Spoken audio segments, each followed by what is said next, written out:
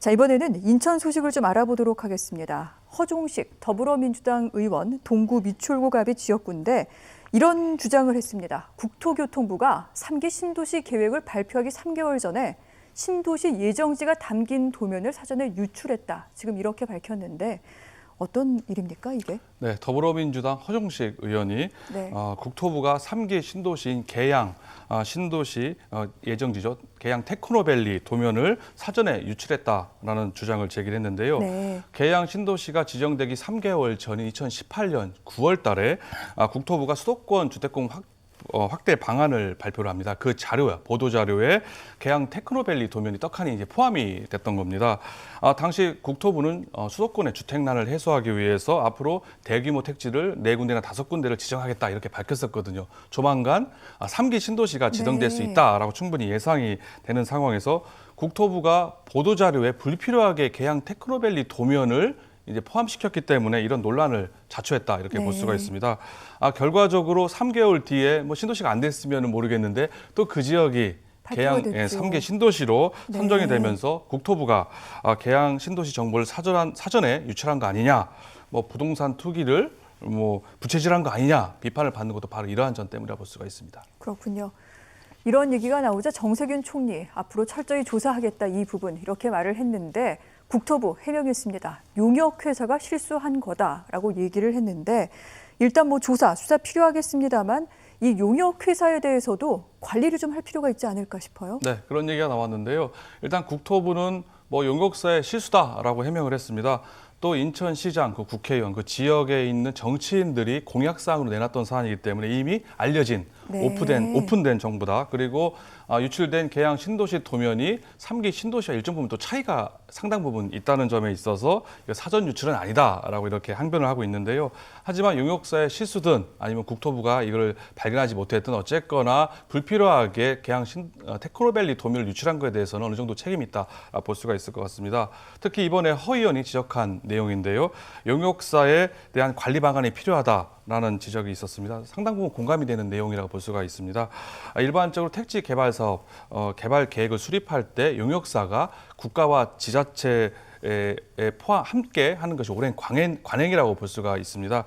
여기서 내부 정보가 셀 수 있는 가능성이 있거든요. 충분히 투기 가능성이 있다는 점에서 물론 뭐 외부 유출 금지 그리고 보완 서약서를 쓰긴 합니다만은 원천적으로 투기 가능성을 미연에 방지할 수는 없다는 점에 있어서 이번 기회에 제도적 보완책을 마련하는 것이 필요하다 이렇게 볼 수가 있습니다. 그렇군요. 이 부분 또한 저희가 놓치고 있었던 것은 아닌지 좀 돌아봐야 될 것 같습니다.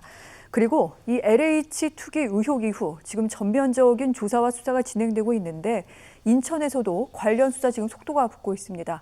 3기 신도시로 지정이 되어 있는 계양 테크노밸리의 토지를 사들인 10여 명이 지금 경찰에 입건돼서 수사 중이다. 이런 소식이 전해졌는데 이 부분은 또 어떤 내용입니까? 네, 인천경찰청 투기사범 특별수사대가 계양 테크노밸리 토지 거래자 10여 명을 지금 피의자로 입건해서 조사, 수사를 하고 있는데요. 경찰에 따르면 3기 신도시인 계양과 부천, 대장 신도시의 사건이 7건으로 관련자는 31명에 이른다고 합니다.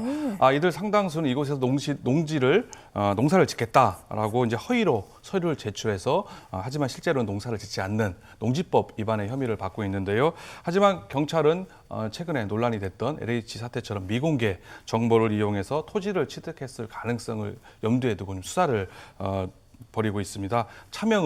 차명으로 땅을 샀는지도 지금 알아보고 있다고 전해지고 있는데요. 만약에 공공기관, 임직원 내지는 배우자, 가족 등이 미공개 정보를 이용해서 토지를 취득했을 경우에는 농지법 문제가 아니라 부패방지법상 업무상 내부 정보를 이용한 영리행위에 해당되기 때문에 징역 7년 이하 그리고 벌금 7천만 원 이하의 중형을 받게 됩니다. 필요한 경우는 취득한 재산도 몰수를 당하게 됩니다. 그렇군요.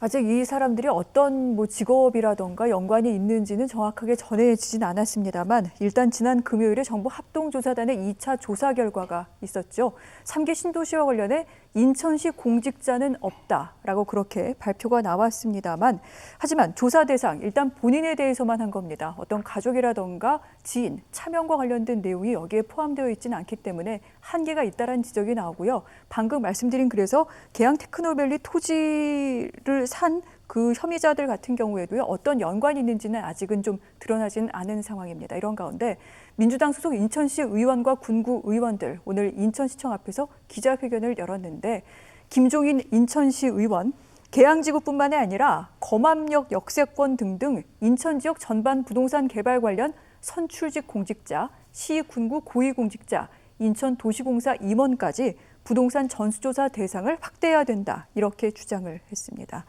어떻습니까? 교수님, 이 부분 확대를 해야 될까요? 아울러 또 인천시 의회는 자신들이 어떤 그 법과 제도 다시는 투기가 없도록 그렇게 좀 개선하겠다고 했는데 이 부분은 어떻습니까? 뭐 확대 가능성은 충분히 필요하다 생각을 네. 합니다. 하지만은 지금 상황에서는 쉽지 않다. 뭐 그런가요? 타당한 지적, 기자회견이라 볼 수가 있습니다. 네. 정부 합동조사단 2차 조사 결과 투기 의심자 명단에 인천시는 없는 걸로 나오지 않았었습니까?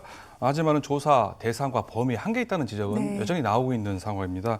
이게 왜냐하면은 인천시가 3기 신도시인 계양 신도시에 국한됐다는 점, 그리고 인천시 공무원, 그리고 계양구 공무원, 그리고 네. 인천도시공사 공무원 중에서 이 신도시 업무 관련된 645명에 국한됐기 때문에 이런 지적이 나오고 있는 네. 겁니다. 하지만은 전직 공무원이라든지 그리고 뭐 고위공무원, 그리고 전현직 선출직 지방의원이라든지 뭐 또 차명으로 거래한 거는 뭐 찾아내기도 어렵다는 기본적인 한계가 있다고 볼 수가 있습니다. 물론 이게 인천만의 문제는 아닙니다. 뭐 이번 LH 사태로 촉발된 전국적인 문제라고 볼 수가 있는데요. 이를 정부 합동조사단이 밝혀내기에는 조금 무리라고 보여지고요. 경찰뿐만 아니라 자금 흐름이라든지 계좌 추적이라든 강제 수사권이 있는 검찰 역시 함께 대대적 전면적으로 수사하는 것이 네. 전 국민적 의혹을 불신을 해소하는 길이 아닐까 이렇게 생각을 합니다. 그렇군요. 수사 결과를 조금 더 지켜봐야 될 것 같습니다. 교수님 말씀 여기까지 듣겠습니다. 고맙습니다.